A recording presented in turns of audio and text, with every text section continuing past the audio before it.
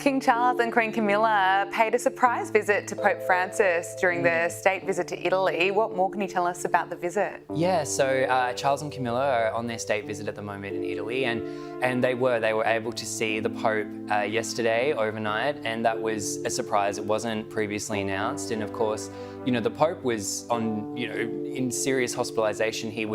There were concerns that he was going to die quite recently. So, did King Charles really kick Queen Camilla out of the palace and ask for the wedding ring back? Yes, it happened. Tensions exploded behind royal walls, and the fallout is bigger than anyone expected. Stay with us, because what really led to this royal snap will leave you speechless. The royal confrontation, a turning point. The walls of Buckingham Palace have seen centuries of secrets, but few as jarring as what reportedly unfolded between King Charles and Queen Camilla. In a confrontation that insiders describe as deeply emotional and unexpectedly heated, the monarch is said to have snapped, marking what could be a defining fracture in the royal marriage. The event came at the peak of mounting tension. For weeks, royal watchers and the media alike had noticed a growing distance between the king and queen. While both continued with public engagements, their appearances together had become infrequent, and their interactions, when they occurred, noticeably strained. The catalyst for this dramatic episode was reportedly a series of recent actions by Queen Camilla that challenged not just palace expectations, but King Charles's own sense of royal discipline and image. Her independent streak, once seen as a refreshing balance to Charles's formality, now seemed to create friction that the king could no longer ignore. Witnesses close to the matter claim that Charles, known for his measured and often restrained emotional tone, displayed visible frustration in a way that stunned those around him. Words were exchanged behind closed doors, sharp, direct, and according to one source, long overdue. And then came the moment that shook the monarchy. King Charles demanded the return of the wedding ring, a family heirloom linked to the Queen Mother. It was not just symbolic, it was personal. And it signaled something far deeper than a disagreement. It marked a rupture that may prove irreversible. As the confrontation came to a head, one question loomed across royal corridors and tabloid headlines alike. Was this just a passing storm, or the beginning of a royal separation? The answer began unfolding almost immediately as Queen Camilla made her next move. Camilla's independent streak, a source of strain. For years, Queen Camilla has walked a delicate path, balancing her role as the king's consort while also forging her own public identity. Yet lately, that balance appears to have tipped, with insiders pointing to her increasingly independent behavior as a source of tension within the palace walls. Camilla's solo engagements have grown in number and prominence. While royal protocol allows for separate appearances, her choices, locations, causes, even her public remarks, have often diverged from the coordinated messaging traditionally maintained by the royal household. To some, this reflects confidence in leadership, but to others inside the monarchy, it has sparked concern about mixed signals and a lack of unity at the top. It wasn't just the solo events that raised eyebrows. According to palace aides, Queen Camilla had recently begun to adopt a more assertive tone in her communications, including with staff and advisors. She had reportedly pushed for more visibility in her own right, positioning herself as a modern queen consort, something that had not been universally embraced behind palace doors. What might have passed as ambition in another context began to feel to some insiders like defiance. Her approach to tradition has sometimes veered into uncharted territory, challenging a system that survives largely on precedent and decorum. This, combined with her rising influence, created internal unease. And then came the interview, the one that bypassed palace approval and crossed an invisible line. Suddenly, Camilla's independent streak was no longer just a topic of hushed conversations. It became a full-blown crisis. As the dust settled from that unauthorized appearance, the focus shifted swiftly from her public persona to her private reality, one where the king and the institution he represents felt undermined in a way that demanded confrontation. The interview that shook the palace. It was meant to be a feature, a chance to highlight Queen Camilla's evolving role and growing confidence within the monarchy. But the interview, reportedly conducted without formal palace approval, quickly spiraled into controversy. What Camilla said and how she said it left royal insiders scrambling. The Queen Consort spoke candidly about her responsibilities, her vision for the future, and her place in the royal machine. But some of her comments struck a chord that wasn't entirely harmonious. Observers noted a subtle but pointed tone, as if Camilla were staking her own claim, perhaps too independently, in an institution known for its collective front. The issue wasn't just the content, it was the context. For a senior royal to speak so freely without the crown's communication apparatus behind her was seen as a major breach of protocol. It blindsided the palace press team and caught even senior advisors off guard. Within hours, calls were made, damage assessments initiated, and questions raised, not just about Camilla's words, but her judgment. Behind the scenes, the reaction from King Charles was reportedly swift and uncharacteristically emotional. Known for his restraint and careful image management, the king is said to have taken the interview as a personal slight. It wasn't just a media misstep, it felt like a break in trust. That break would soon manifest in something far more symbolic than a press statement. For Charles, this wasn't merely about royal messaging, it was about respect, unity, and the image of the monarchy as a tightly knit force. The palace had weathered scandal before, but this time the fracture was coming from within the throne room itself, and the fallout would soon take a more personal and visible form. King Charles's reaction, a rare display of emotion. Those who've worked alongside King Charles describe him as composed, thoughtful, and deeply measured. A man who weighs every word before it leaves his lips. But after Camilla's unauthorized interview aired, that calm facade cracked. The king's reaction was immediate, sharp, and, for many in his inner circle, deeply uncharacteristic. According to palace sources, Charles's fury wasn't theatrical. It was quiet, focused, and resolute. He reportedly summoned Camilla to a private meeting, just the two of them. No aides, no advisors. The confrontation that followed is now being described as one of the most emotionally charged moments of his reign. Charles questioned not only the decision to speak without clearance, but the intent behind it. Why now? Why take such liberties? Was it ambition or rebellion? Camilla, according to insiders, defended her position, insisting the interview was meant to highlight her growing role and relieve pressure from the king's own schedule. But the explanation fell flat. And then came the moment that signaled just how deep the rupture had become. Charles, visibly shaken, is said to have asked for the return of the wedding ring, a storied family heirloom once worn by the Queen Mother herself. It wasn't a command. It was a gesture that said everything he couldn't. Those present afterward described an atmosphere of stunned silence. For a king raised in duty and tradition, asking for that ring back was more than a marital dispute. It was a public-private line being crossed in real time. Camilla left shortly after. No statements, no entourage, just a quiet retreat into uncertainty. And the monarchy once again found itself in the middle of a crisis that blurred the line between personal pain and public pressure. The symbolic demand, return of the wedding ring.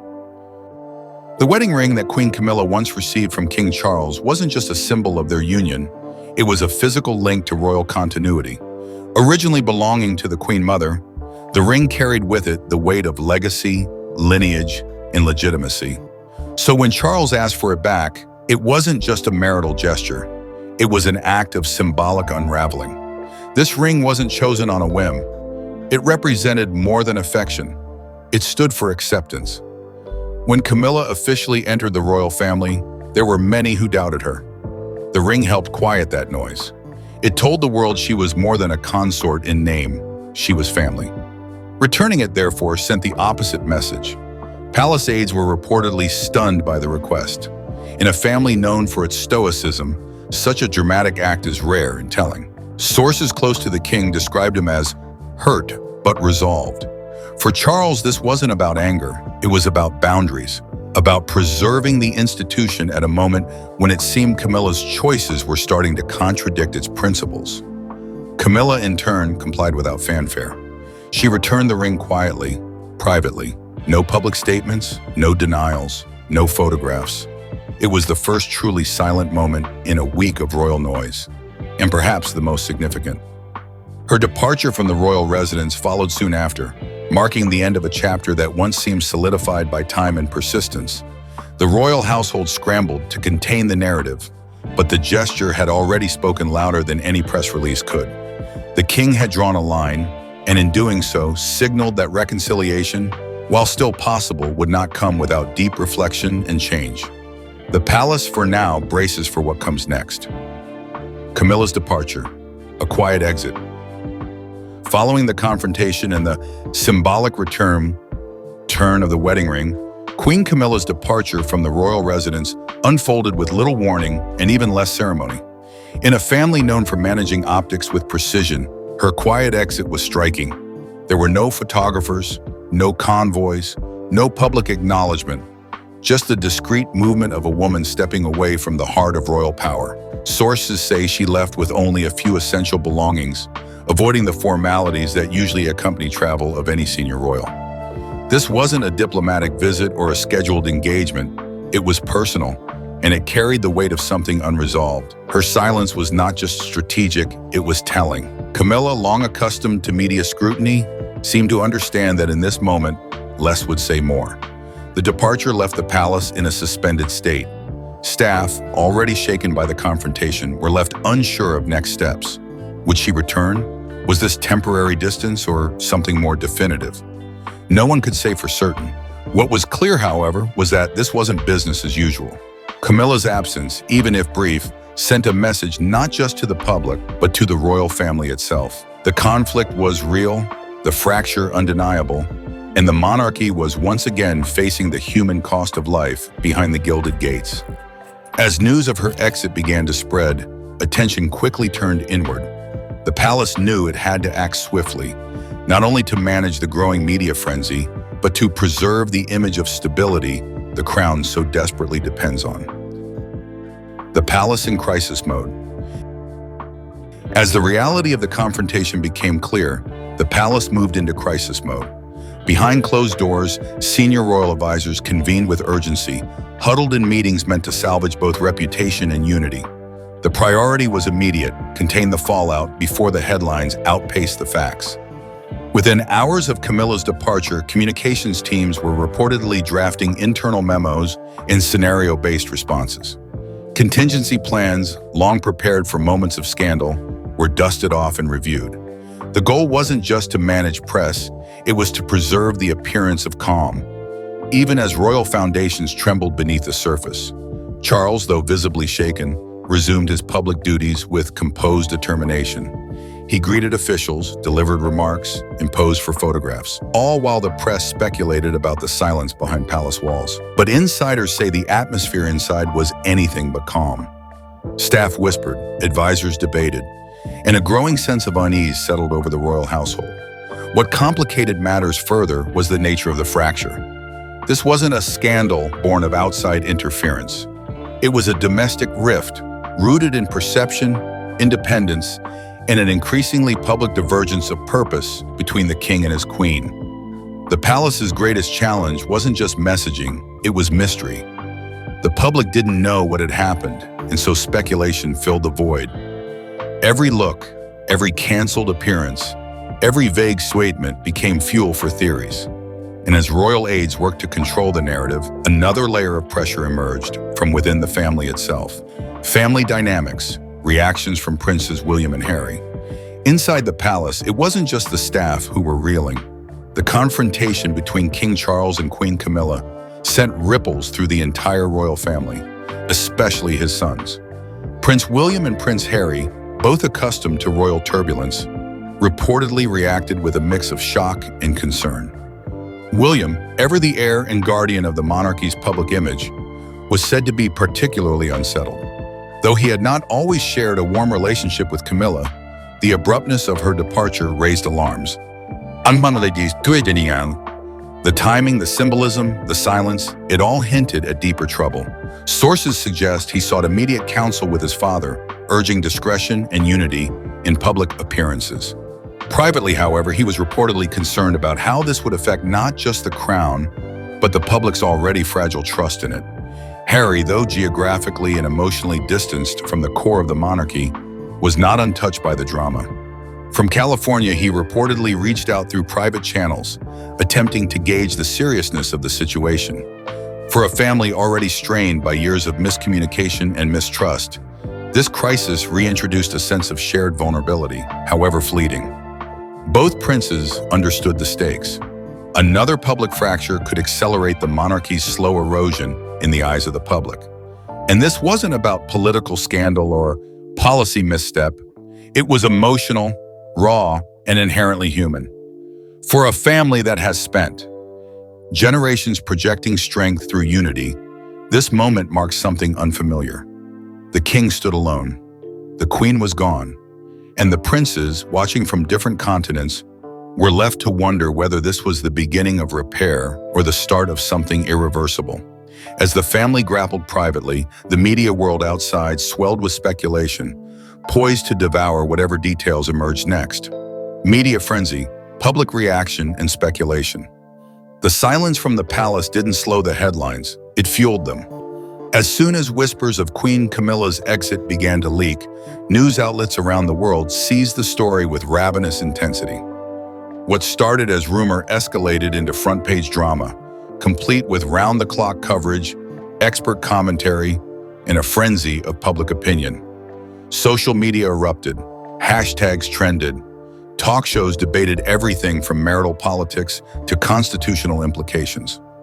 Armchair analysts dissected Camilla's recent appearances, while royal biographers were pulled into interviews to provide context for the unraveling.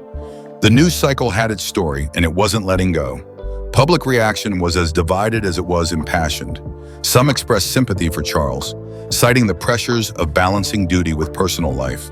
Others defended Camilla, praising her independence and suggesting the monarchy had always demanded too much conformity from those who marry into it.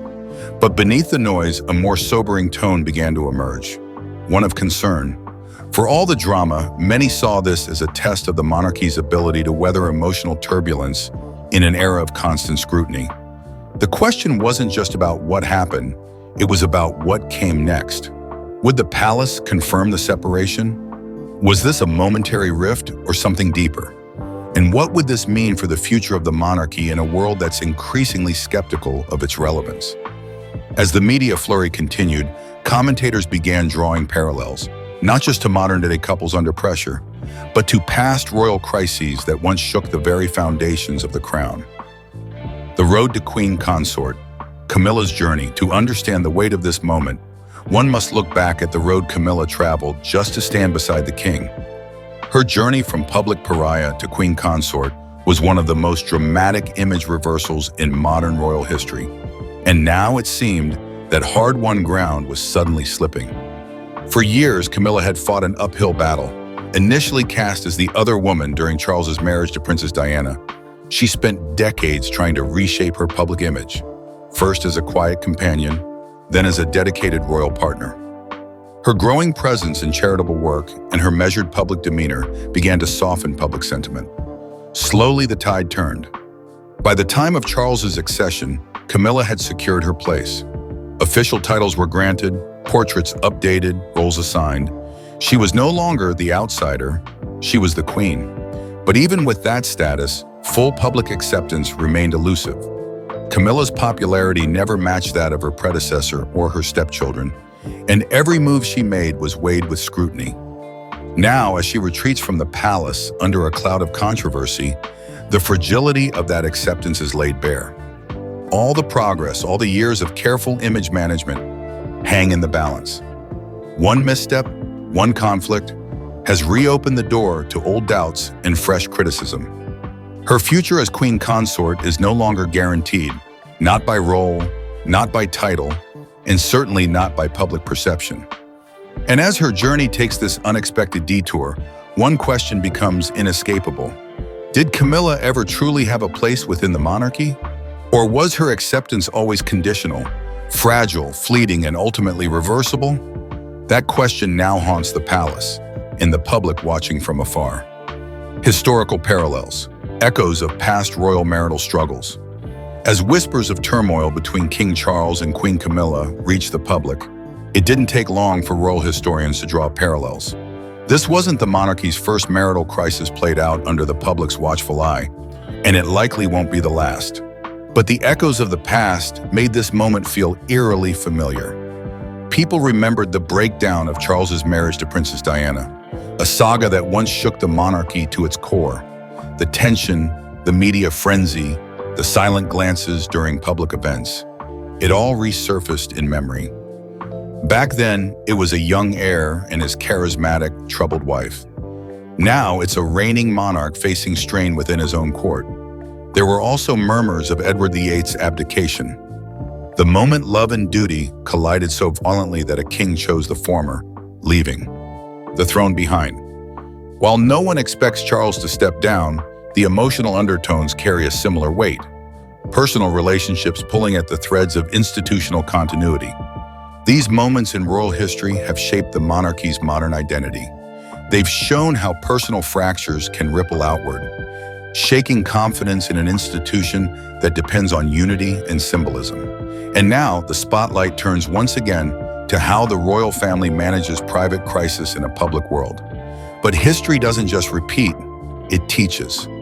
The monarchy has survived these storms before, not by avoiding scandal, but by confronting it with strategy, silence, or, when needed, sacrifice. Whether the current crisis follows that path remains to be seen. Yet one truth is undeniable. The institution endures, but not without evolving. And this moment may demand evolution once more. The role of the media, shaping the narrative. In the court of public opinion, the media sits on the throne. Over the years, the monarchy has learned this truth the hard way, and in the unfolding chapter between King Charles and Queen Camilla, it's proving more powerful than ever. The narrative isn't just being reported, it's being shaped, dissected, and sometimes distorted in real time. Traditional outlets rush to cover the facts, but in today's world, facts alone don't drive engagement. Emotion does. Tabloid headlines emphasize drama. Social media platforms amplified rumor.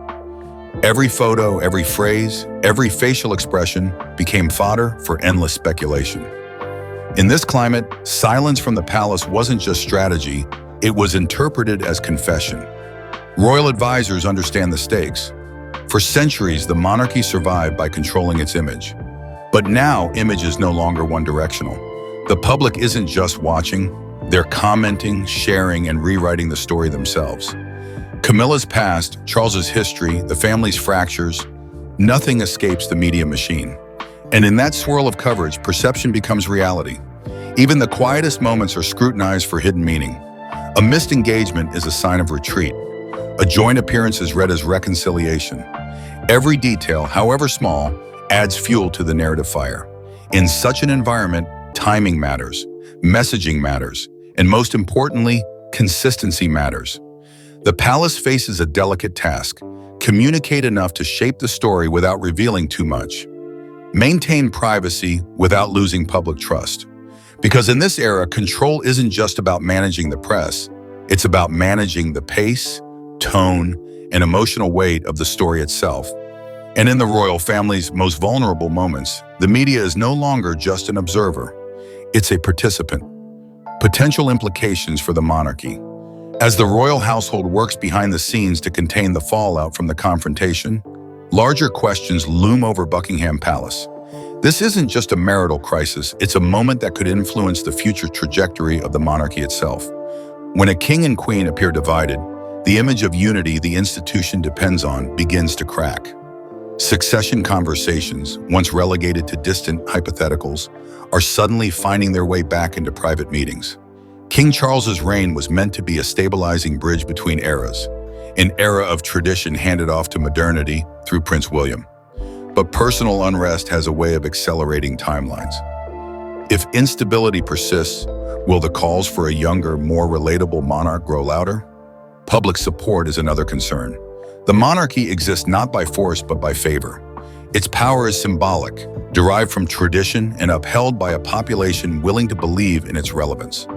Controversies, especially those involving matters of the heart, can erode that trust quickly, particularly among younger generations already questioning the crown's place in modern life. Camilla's role, once carefully cemented as queen consort, may now require re-evaluation. Will her future engagements be scaled back? Will her title remain untouched? Or will the institution quietly begin rebranding her image to reflect this new distance?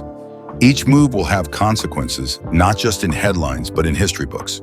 Because while the monarchy has weathered personal trials before, each crisis adds to the slow evolution of what the crown is and what it is not.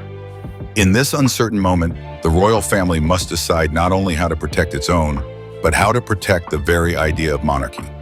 Camilla's next steps, uncertain future. For Queen Camilla, the path ahead is more uncertain than it has been in decades. Once a woman carefully climbing toward public acceptance, she now finds herself facing questions of identity, purpose, and a place within the royal framework. Her next appearance, or lack thereof, will speak volumes. In a world where royal silence can be louder than statements, every missed event or unscheduled outing will fuel speculation. Will she resume duties, standing beside Charles with renewed resolve?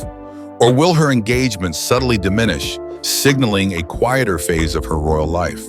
The emotional toll cannot be ignored either. For all the formality of titles and appearances, Camilla is human. This confrontation, this fallout, it carries the weight of public judgment layered atop private pain.